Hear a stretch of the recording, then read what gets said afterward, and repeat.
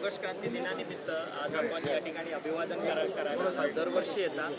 काय भावना आहेत आपण? गेल्या अनेक वर्षापासून कामगारांची एक प्रथा 1942च्या नंतर देश ज्यावेळी स्वतंत्र झालं त्यावेळी ज्या हुतात्म्याने आपली बलिदान दिलं, आहुती दिली, 1942 साली चले जावची घोषणा करत असताना संपूर्ण देशामध्ये एक स्वातंत्र्याचं वातावरण निर्माण करण्याचं काम याच मैदानातून झालेलं आणि ती प्रेरणा आम्ही दरवेळी नतमस्तक होत असताना आम्ही घेत असतो.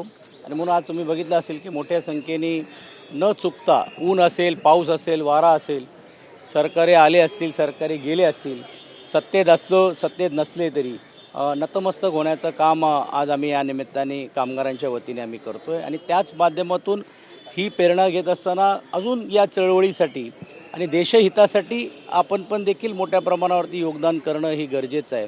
आणि विशेषतः तरुण पिढीनं याचं महत्त्व समजून सांगणं हे गरजेचं आहे. या भावनेतूनच आम्ही नतमस्तक व्हायला या निमित्ताने येतो. भाऊ, राम मंदिर चोरी प्रकरणासारखी चोरी जी आहे ती आता आपल्या मुंबईतल्या सिद्धिविनायक मंदिरामध्ये झालेली आहे. त्यावरती आता मुख्यमंत्र्यांनी चौकशीचे आदेश दिले, परंतु विरोधकांकडनं मात्र सांगण्यात येतं, सत्ताधाऱ्यांवरती आरोप करण्यात येतोय की मंदिर पण तुम्हीच बांधता आणि ती चोरी पण तुम्हीच करता. काय झालेलं आहे की काही लोक जे ठराविक विषय घेऊन बोलतात आणि जे आपल्या कारकिर्दीत झालेल्या गोष्टी ते सोयीनुसार विसरून जातात. तुम्ही बघायला पाहिजे की ही चोरी ही कोणी पकडलेली नाही आहे, ही विश्वस्तांनीच ही समोर आणण्याचं काम केलेलं आहे. ज्यावेळी या विश्वस्तांना लक्षात आलं की अशा प्रकार होतोय, त्याला हळूहळू थांबवण्याची भूमिका घेतली, त्याला प्रचंड विरोध झाला आणि मग नंतर तुम्ही बघितलं असेल की या सर्व गोष्टीची चर्चा झाली आणि त्यातून आता या जे काही प्रकार होत आहेत किंवा होत आहेत त्याच्यात शासनाने पण हस्तक्षेप करावं अशी विश्वस्तांचीच अपेक्षा आणि मागणी होती आणि म्हणून तशी ती चौकशी लागलेली आहे. पंतप्रधान नरेंद्र मोदींची भेट जी आहे ती उद्या शरद पवार गटाचे जे खासदार आहेत ते घेणार आहेत. एकीकडे डिलिमिटेशन बिल जो आहे तो येणार असल्याची चर्चा आहे आणि त्याच अनुषंगाने वेगवेगळ्या पक्षाचे खासदार मोदींना भेटतात. उद्या खरं तर शरद पवार गटाचे खासदार भेटतात. खरं तर आता त्यांच्याच आघाडीतल्या लोकांना हे प्रश्न विचारणं गरजेचं आहे, कारण कालपर्यंत ज्यावेळी आम्ही भेटत होतो त्यावेळी आमच्यावरती टीका सत्र सोडण्याचं काम ते करत आहेत. आपल्याला सर्वांनाच माहिती आहे की देशाचे पंतप्रधान नरेंद्र मोदी हे एका व्यक्ती पक्षाचे नाही आहेत, ते देशाचे पंतप्रधान आहेत. आणि कुठच्याही पक्षाचा खासदार आपल्या विकास कामं असतील किंवा आपली पक्षाची भूमिका असेल किंवा आपल्या पक्षाच्या आमदार आणि खासदारांना जे अपेक्षित आहे या सर्व गोष्टी त्यांनी बोलून दाखवण्याचं काम किंवा करण्याचं काम करत आहेत. तर मला असं वाटत नाही की त्यांच्या भेटण्यामध्ये काही गैर आहेत. पण जसा हा प्रश्न आम्हाला लागू होण्यापेक्षा आघाडीतल्याच इतर घटकांना त्यांनी आता याच्याबद्दल काय प्रतिक्रिया ही द्यायला पाहिजे. कारण काल आपण बघितलं असेल की आदरणीय उपमुख्यमंत्री एकनाथ शिंदेजींनी सर्व खासदारांसमवेत भेट घेतली. प्रत्येक खासदारांच्या मनामध्ये काय भावना आहेत, आपल्या राज्याच्या हितासाठी आणि विकासासाठी काय केलं पाहिजे. आणि त्याचा एक भाग म्हणून 2 दिवस अगोदर मी स्वतः देशाच्या गृहमंत्र्यांना भेटलो, ओम बिर्लाजींना भेटलो. आणि तुम्ही बघितलं असेल की मुंबईशी संबंधित असलेले BPTच्या जमिनीच्या बाबतीत असेल, गिरणी कामगारांच्या वस्त्रोद्योग धोरण ज्या NTC मिलं बंद आहेत त्याच्याबद्दल असेल, तर वेगवेगळे विषय घेऊन आम्ही भेटण्याचं काम केलेलं आहे की आम्ही जाऊन फक्त फोटो सेशन करण्याची भूमिका घेतली नाही आहे. तर अशा ज्यावेळी शिष्टमंडळ जातात तर मला असं वाटते त्याचं स्वागत केलं पाहिजे आणि आम्ही तर स्वागत करतो. आता इतर जण काय बोलतात ते बघूया.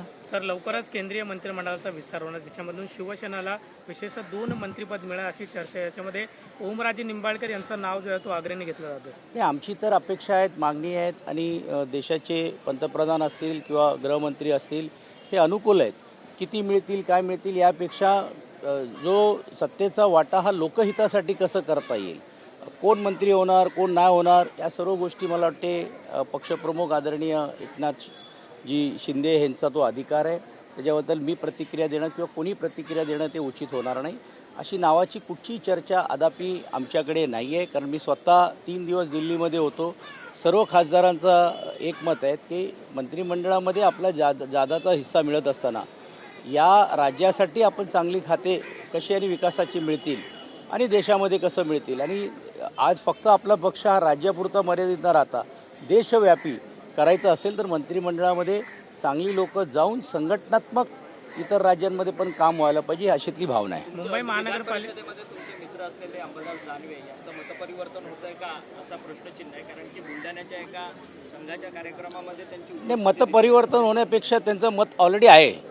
पण ज्या विचाराने ते प्रेरित होऊन काम करतायत मला असं वाटतं अशा व्यासपीठावरती सामाजिक व्यासपीठावरती येत आहेत तर खरोखरच त्यांचं मी कौतुक करतो आणि स्वागत करतो. कारण विचारधारा ही कोणाची एकाची नाही आहे. त्या विचारधाऱ्याला जर ऐकण्यासाठी त्या विचारधाऱ्यामध्ये काहीतरी अजून आपलं ज्ञान भरून घेण्यासाठी तर ते जात असतील तर मला वाटतं त्यांचं स्वागतच केलं पाहिजे.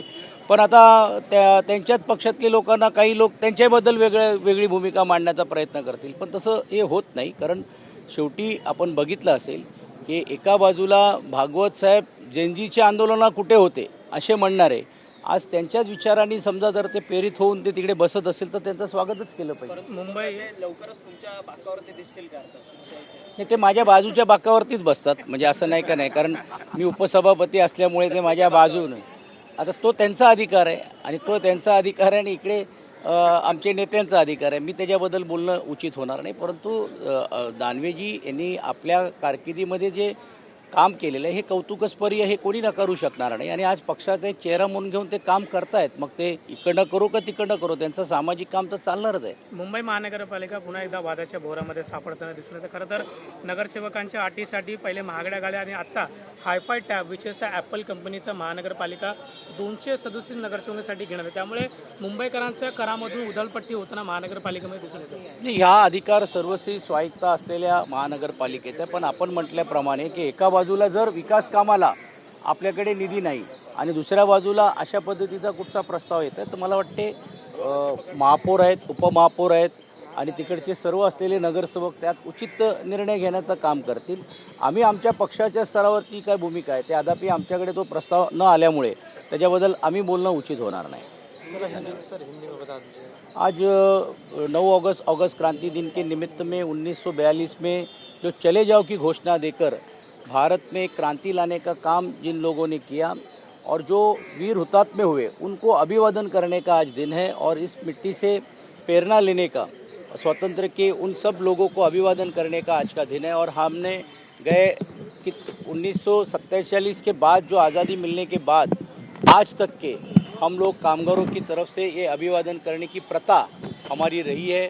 फिर उसमें बारिश हो या धूप हो, सत्ता हो या सत्ता ना हो, हम नतमस्तक होते और प्रेरणा लेने का काम करते हैं. और उसी माध्यम से आज हम यहाँ पे सब लोग उपस्थित हुए. सर, जिस तरीके से उद्धव ठाकरे सरकारों की सांसद जो है मुलाकात कर रहे हैं प्रधानमंत्री नरेंद्र मोदी से, इस प्रकार की टिप्पणी करते हैं, उसे लेकर क्या कहना चाहते हैं जब सांसद प्रधानमंत्री से मुलाकात कर रहे हैं? अच्छी बात है ना. और आज मेरा तो ऐसा उनको पूछना है कि आज राष्ट्रवादी के भी सांसद मिलने जा रहे हैं, ऐसी खबर मैं प्रेस से सुन रहा हूँ.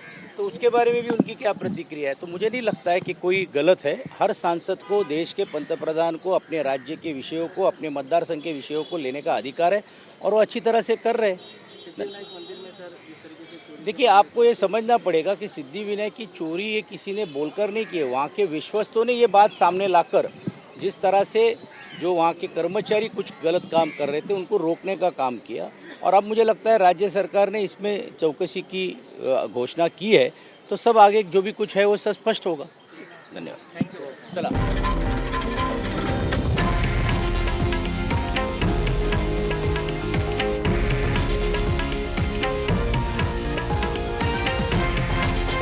हे आहे देशातील नंबर 1 न्यूज नेटवर्क आणि आपण पाहत आहात TV9 मराठी, एकमेव.